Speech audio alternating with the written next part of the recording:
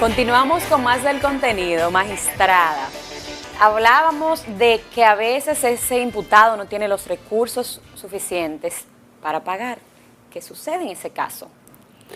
Oh, buena pregunta, Karen. Tú sabes que tenemos lo que es la revisión a esa medida de coerción. Esa medida de coerción es pasible de dos recursos. El recurso de apelación, que la parte debe imponerlo en el plazo de 5 días, o el recurso de revisión, que está previsto para cualquier momento del proceso. Pero aquí debo hacerte una acotación. Como dice que en cualquier estado de causa, ¿qué resulta? Que al inicio del código, el juez no bien daba o imponía una medida de coerción, inmediatamente la parte iba por secretaría, instauraba, depositaba un recurso de revisión a esa medida de coerción. Entonces, ¿qué hizo la Suprema Corte de Justicia? Emitió una resolución estableciendo parámetros para poder revisar esa medida de coerción.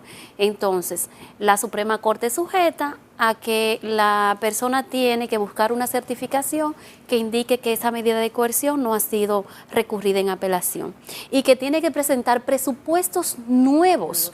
Entonces debe venir un requisito previo de admisibilidad, es decir, el juez la sujeta a un requisito de admisibilidad y emite un auto diciendo que es admisible ese recurso, fija audiencia para conocer la medida de revisión. Pero la Suprema ha dicho que si la medida de coerción no es privativa de libertad, entonces el juez puede dar un auto administrativamente, diciendo, claro está, después de darle la posibilidad a la otra parte de pronunciarse en torno al recurso. Es decir, llega el recurso, el juez lo declara admisible, el juez notifica a la otra parte le da un plazo para que conteste. Transcurrido ese plazo, el juez dice si es admisible o no, entonces inmediatamente el juez, si es una medida no privativa de libertad, entonces emite una decisión de manera administrativa, pero si es una medida de coerción de privación de libertad, entiéndase arresto domiciliario o prisión preventiva, el juez está obligado a fijar una audiencia. O cuando en esa revisión se pretende limitar a esa persona a su libre tránsito, es decir, se le impuso una garantía económica, el querellante no está de acuerdo, solicita una revisión diciendo que no, que se la modifique por prisión preventiva, entonces ahí el juez debe conocer esa solicitud en una audiencia. Y entonces efectivamente mi criterio era, cuando yo estaba como jueza de la instrucción, que si era por monto de imposible cumplimiento, yo se la eliminaba, le quitaba la garantía económica. Justo. Y le dejaba otra medida de coerción como obligación de presentarse, por ejemplo. Periódicamente. Lo veo excelente.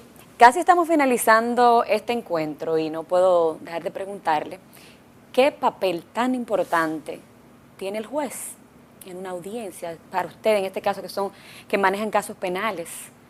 Se pone tenso, se hace difícil. Ustedes, los muchachos dicen, pero la audiencia, bueno, se fueron para atrás, para el cuartito. ¿Qué ustedes hacen ahí? ¿Qué sucede detrás? Leen, buscan libros, buscan jurisprudencia, se sustentan de algo. ¿Llega a pasar eso en la práctica mucho?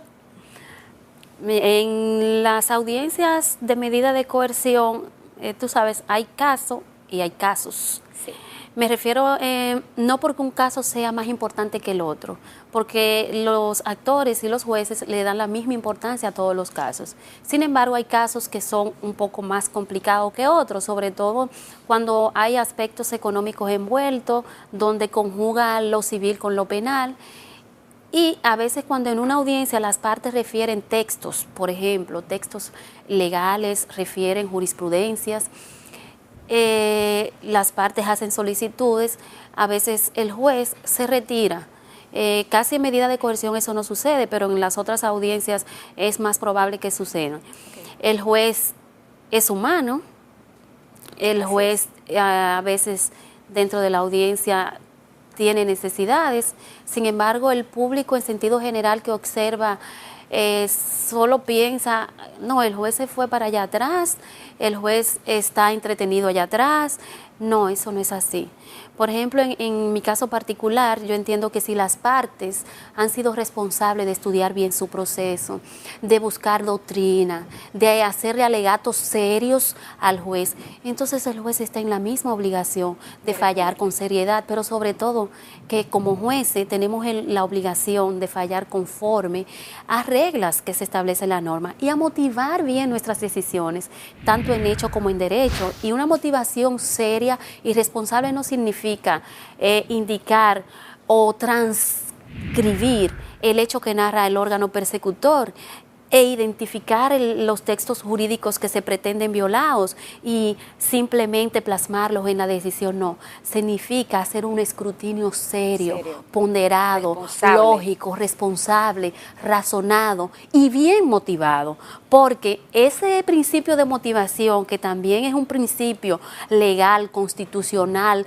convencional, ese principio de motivación asegura otros principios, como es el sagrado principio de defensa. Entonces, el juez serio y responsable verifica si efectivamente la doctrina que el abogado le está enunciando o la jurisprudencia es correcta, pero sobre todo la integridad y esa jurisprudencia completa, porque las partes lo que hacen simplemente en la audiencia es leer el pedacito que les interesa para sustentar su tesis, lo que quiere que el juez vea. Entonces es responsabilidad del juez, que es quien va en definitiva a decir cuál de esas dos partes tiene la razón. La obligación de ese juez es ver el contexto, la totalidad, tanto de la doctrina como de la jurisprudencia que se está enunciando. Bien, magistrada, me hubiese encantado tenerla por 2 o 3 horas porque estos temas son bien amplios. Definitivamente yo sé que esta primera entrega va a ser un éxito. Gracias por decir que sí, por apoyarnos en este nuevo esfuerzo, en esta nueva meta que emprendemos en el día de hoy. Quisiera ya por último que le dé un mensaje a la juventud dominicana que nos ve, que estudien, que se preparen, ¿verdad? La única forma, jóvenes, la única forma, jovencitas, la única forma de estar preparados de cara al futuro es estudiando con responsabilidad, es obedeciendo los parámetros de conducta, es obedeciendo aquello que nuestros padres nos enseñan, que quizás como jóvenes entendamos que es que nuestros padres no entienden, que están obsoletos, pero no, es cumplir con cada uno de esos principios. Y en el momento en que eso se esté realizando, ustedes estarán libres de delinquir. Señores, cuando ustedes delinquen, se troncha su futuro, pero no solo su futuro, el futuro de su familia, porque si caen en prisión no solo sufren ustedes, sino su familia. Y a la población en sentido general, de cara al tema que estamos abordando de las medidas de coerción, el hecho de que se imponga una prisión preventiva por 3 meses no significa que sea una pena, que sea condenado a 3 meses. Pero el hecho que también se imponga una medida de coerción distinta a la prisión preventiva no significa que el caso se cerró, no significa que el caso se cayó, no significa que su daño se va a quedar sin resarcimiento. Simplemente significa que esa persona ha prestado la seguridad necesaria de que se va a presentar a los demás actos del proceso. Así es. Muchísimas gracias, magistrada Claribel Nivar Arias, por aceptar la invitación a Encuentro Jurídico. Espero que la próxima vez pues bueno, podamos conversar un poquito más. Estamos a la orden, en cualquier momento podemos volver a acompañar. Gracias. Señores, vamos a una breve pausa y retornamos con más de esto que es Encuentro Jurídico y un estudiante meritorio muy interesante. Regresamos.